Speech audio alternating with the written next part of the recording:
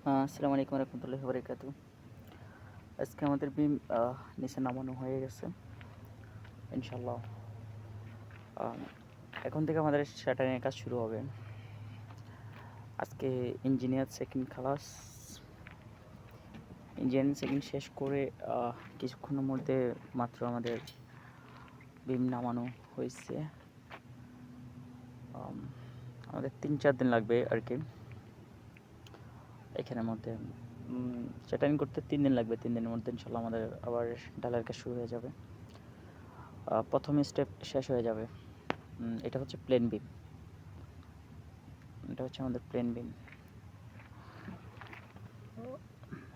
আরও যদি একটু ভালো করে দেখানোর চেষ্টা করি, রডের যে ক্রাংগুলো আছে, ক্রাঙের সিস্টেমগুলো, এটাই হচ্ছে বেস্ট এখানের জন্য।